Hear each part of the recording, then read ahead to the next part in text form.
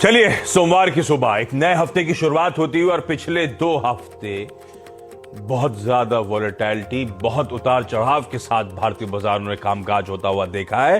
Hopping इस हफ्ते थोड़ी सी सैनिटी, थोड़ी सी स्टेबिलिटी लौटती हुई नजर आएगी। पर यह हफ्ता भी इक्वली इंपॉर्टेंट है, ध्यान रखिएगा।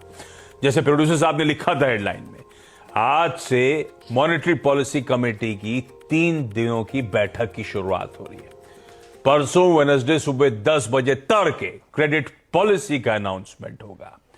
लार्जली एक्सपेक्टेड है आरबीआई इस बार 25 बेसिस पॉइंट्स का फिर रेट हाइक करेगा। लेकिन बड़ा सवाल उसके बाद, क्या कुछ इंडिकेशंस थमने के और पता चलेगा उससे कि दरअसल आरबीआई को ये बजट कितना पसंद आया।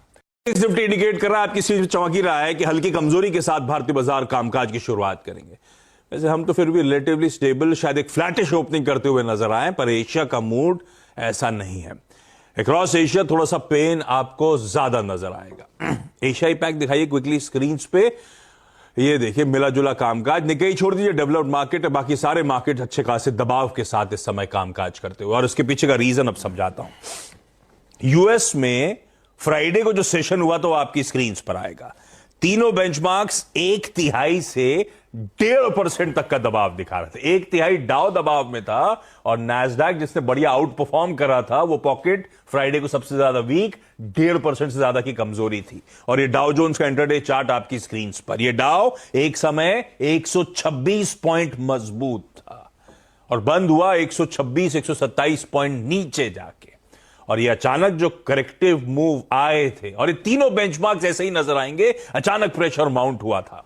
और उसके पीछे वजह है वो जो बहुत सॉलिड यूएस में जॉब्स रिपोर्ट आई और उसके बाद मुनाफा वसूली का दबाव हावी होता हुआ नजर आया। आपको याद होगा फेड ने क्या कहा था जब ये जेरोमी पॉवेल साहब की लास्ट स्पीच थी, कि हम लेबर मार्केट पे अब सबसे पैनी नजर रखेंगे, वो सबसे इंपॉर्टेंट वेरिएबल है जिसको फेड मॉनिटर करेगा। यूएस ने जो जनवरी की जॉब्स रिपोर्ट रखी है, दरअसल साल 2023 का बहुत तगड़ा आगाज हुआ है जॉब्स रिपोर्ट के लिहाज से, बहुत स्ट्रांग नोट पे। पेरोल जो है जनवरी के महीने में 5,17,000 ऐड हुए, बड़े। एस्टिमेट पता है आपको क्या थे? 1,87,000 के। दिसंबर का आंकड़ा था 2,60,000 का, डबलिंग हो गई है। 5,17,000 जॉब्स ऐड हुए। ये किसी ने एंटिसिपेट नहीं करा था, इसलिए मैंने कहा 2023 का जॉब्स रिपोर्ट के लिहाज से आगाज बहुत स्ट्रांग हुआ है। अनएम्प्लॉयमेंट रेट यूएस में 3.4%, एस्टिमेटेड था 3.6%।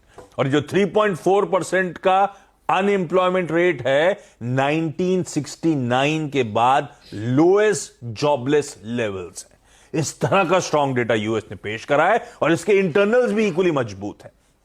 एवरेज आर्ली अर्निंग्स जो है 0.3% और बढ़ गई है।